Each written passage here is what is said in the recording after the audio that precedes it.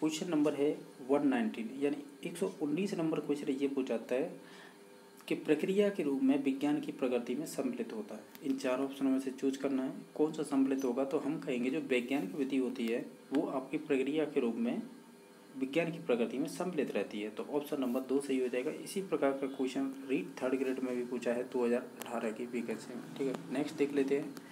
Question number 120 पूछा था कि पाठ्यचर्या निर्माण का सिद्धांत नहीं है, यानी जो आप करिकुलम का फॉर्मेशन करते हैं तो उसमें से कौन सा है इसमें से सिद्धांत नहीं है। हम कहेंगे शिक्षक केंद्रितता का सिद्धांत है वो इसमें यूज नहीं किया जाता है, बाकी सभी यूज किए जाते हैं, जैसे आवश्यकता का सिद्धांत, उपयोगिता का सिद्धांत, लचीलेपन का सिद्धांत। नेक्स्ट है 121 नंबर क्वेश्चन। ये कह रहा है कौन सी विशेषता है जो दल शिक्षण से संबंधित नहीं है। हम कहेंगे यह एक बाल केंद्रित शिक्षण विधि है। ये कहना गलत हो जाएगा क्योंकि ये बाल केंद्रित विधि नहीं होती है। तो ऑप्शन नंबर 2 सही हो जाएगा। क्वेश्चन नंबर 122 पूछा था विज्ञान प्रयोगशाला का आकार निर्धारित करते समय निम्नलिखित में से किस कारक को ध्यान में रखा जाना चाहिए। तब हम कहेंगे एक समय में कार्य करने वाले अधिकतम विद्यार्थियों की संख्या को ध्यान में रखा जाना चाहिए। तो ऑप्शन नंबर 2 सही हो जाएगा। क्वेश्चन नंबर 123 ये बना था कि किस प्रकार का मूल्यांकन विद्यार्थियों के अधिगम की विशिष्ट कमजोरियों को पहचानने के लिए उपयुक्त रहेगा। तो हम कहेंगे डायग्नोस्टिक यानी निदानात्मक, एक तरह से परीक्षण ही बोलते हैं इसे। तो ऑप्शन नंबर 2 सही हो जाएगा। क्वेश्चन नंबर 124 पूछा था कि विज्ञान अन्य विषयों के साथ सहसंबंध को स्थापित करने में निम्नलिखित में से कौन मुख्य भूमिका निभाता है। तो हम कहेंगे इसमें से आपकी चाहे तो वो टेक्स्ट बुक हो या टीचर हो या आपकी करिकुलम हो, ये सभी आपकी अहम भूमिका निभाएंगे। तो ऑप्शन नंबर 4 सही हो जाएगा। क्वेश्चन नंबर 125 है करिकुलम शब्द की उत्पत्ति किस भाषा से हुई है। तो वो आपके लैटिन भाषा से हुई है। तो ऑप्शन नंबर 3 सही हो जाएगा।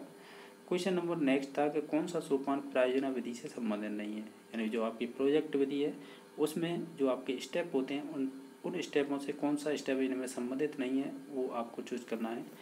ये आपकी जैसे प्रायोजना की तैयारी करना, प्रायोजना का क्रियान्वयन और प्रायोजना का मूल्यांकन है, ये तो सभी सम्मिलित हैं। जो आपकी ये कह सकते हैं उपकल्पनाओं का निर्माण करना ये संबंधित नहीं होगा। तो ऑप्शन नंबर 1 सही हो जाएगा।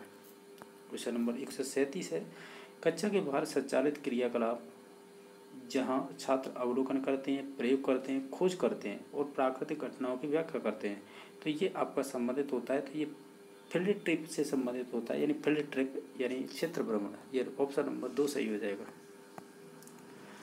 क्वेश्चन नंबर 128 बनाता सतत एवं व्यापक मूल्यांकन में व्यापक मूल्यांकन का क्या अर्थ होता है। तो हम कहेंगे इसका कि आपके संज्ञानात्मक, भावात्मक और क्रियात्मक सभी पक्ष का मूल्यांकन करना ही होता है व्यापक शब्द का अर्थ। तो ऑप्शन नंबर 3 सही हो जाएगा। क्वेश्चन नंबर आपका 129 बना है और आपके इसमें कूट भी दे रखे हैं, आपको ये लास्ट में आके ये चूज करना है। ठीक है, इन ऑप्शनों के अलावा क्वेश्चन ये था कि कार्य योजना जिसे हम POA बोलते हैं, प्रोग्राम ऑफ एक्शन 1992 और NPE यानी राष्ट्रीय शिक्षा नीति 1986 में शिक्षक की निम्नलिखित में से किन भूमिकाओं एवं उत्तरदायित्वों पर विशिष्ट बल दिया गया था। पहला ऑप्शन बना था शिक्षण एवं मार्गदर्शन के लिए, प्रयोग एवं अनुसंधान करना और सामाजिक एवं विस्तार सेवाओं में भाग लेना। तो हम कहेंगे ये सभी पॉइंटों का कह सकते हैं उत्तरदायित्व या भूमिका पर विशेष जोर दिया गया था। तो ऑप्शन नंबर 1 सही हो जाएगा, यानी सभी विशेषताएं सही हैं। क्वेश्चन नंबर 130 था कि निम्नलिखित में से कौन सा पद रेखीय अभिक्रमित अन्वेषण में अंतिम पद होता है। तो वो होता है आपका परीक्षण पद, यानी जो टेस्टिंग फ्रेम होता है वो आपका अंतिम पद होता है। तो ऑप्शन नंबर 3 सही हो जाएगा।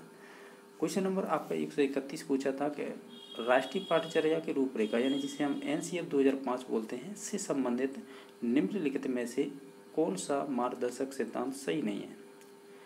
अगर इन चार ऑप्शनों को ध्यान से पढ़ें तो हम कहेंगे 3 नंबर सही हो जाएगा। परीक्षा को अपेक्षाकृत अधिक जटिल एवं कठिन बनाना ये कहना गलत होगा।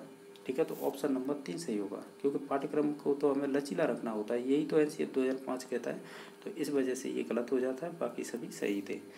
क्वेश्चन नंबर 132 ये पूछा गया था कि कौन सी शिक्षण विधि बाल केंद्रित विधि है। इन चार ऑप्शनों को देखें तो आपकी जो प्रयोगशाला विधि है यानी लेबोरेटरी मेथड है वो बाल केंद्रित होती है, चाइल्ड सेंटर्ड होती है, बाकी ये सभी टीचर सेंटर्ड होती हैं। ठीक है, जैसे कि प्रदर्शन विधि और व्याख्यान विधि और आपकी व्याख्यान युक्त प्रदर्शन ये सभी टीचर सेंटर्ड होती हैं, जबकि आपकी प्रयोगशाला है वो चाइल्ड सेंटर्ड होगी। नेक्स्ट है 133 नंबर क्वेश्चन है कि निम्नलिखित में से कौन सी विशेषता वैज्ञानिक दृष्टिकोण वाले व्यक्ति के व्यक्तित्व गुणों को नहीं दर्शाती है। हम कहेंगे जो अंधविश्वासों में विश्वास रखता है तो ये व्यक्तित्व गुणों को नहीं दर्शाती है, तो ऑप्शन नंबर 4 सही हो जाएगा। क्वेश्चन नंबर ये अच्छा है, 134 नंबर क्वेश्चन है जो पूछा है आपसे ब्लूम टैक्सोनॉमी से।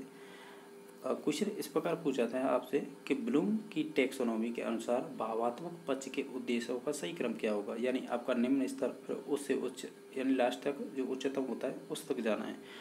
पहले होता है आपके रिसीविंग, फिर होती है रेस्पॉन्डिंग, फिर वैल्यूइंग और फिर ऑर्गेनाइजेशन, फिर उसके बाद करेक्टराइजेशन होता है। यानी पहले तो आग्रहण या यहाँ पे तो अग्रहण लिख रखा है, उसके बाद अनुक्रिया होगी, अनुमूल्यन होगा, संगठन होगा और चारित्रीकरण। यही स्टेप होते हैं भावात्मक के। ठीक है, निम्नतम स्तर होता है आग्रहण और आपका अधिकतम यानी उच्चतर बिंदु की बात करें तो वो होता है चरित्र का निर्माण यानी चारित्रीकरण। ठीक है, तो इस प्रकार ये क्वेश्चन बना है स्टेप वाइज, तो इसका ऑप्शन नंबर 1 सही हो जाएगा। क्वेश्चन नंबर आपका 135 पूछा था, निम्नलिखित में से किस मनोवैज्ञानिक ने आगमनात्मक अधिगम को प्रोत्साहित किया था। तो वो आपके इसमें से राइट आंसर हो जाएगा G.S. ब्रूनर। ठीक है, इन्होंने ही प्रोत्साहित किया था, तो ऑप्शन नंबर 2 सही हो जाएगा। क्वेश्चन नंबर 136 बना है, वो इस प्रकार बना था कि विद्यालय में विज्ञान क्लब के संगठन का मुख्य उद्देश्य क्या होता है। तो हम कहेंगे विद्यार्थियों में सृजनात्मकता एवं संगठनात्मक क्षमता का विकास करना होता है, तो ऑप्शन नंबर 4 सही हो जाएगा। क्वेश्चन नंबर 137 ये पूछा था कि वस्तुनिष्ठ प्रकार के परीक्षण का गुण क्या होता है। तो हम कहेंगे परीक्षण पदों में विश्वसनीयता एवं वैधता बनी रहती है। बाकी ये तीनों ऑप्शन गलत हो जाएंगे, तो ऑप्शन नंबर 1 सही हो जाएगा। क्वेश्चन नंबर 138 ये पूछा था आपसे कि निम्नलिखित में से कौन सी अप्रक्षेपित शिक्षण सामग्री नहीं है। तो वो आपकी हो जाएगी चलचित्र, बाकी सभी अप्रक्षेपित शिक्षण सामग्री होगी, तो ऑप्शन नंबर 3 सही हो जाएगा।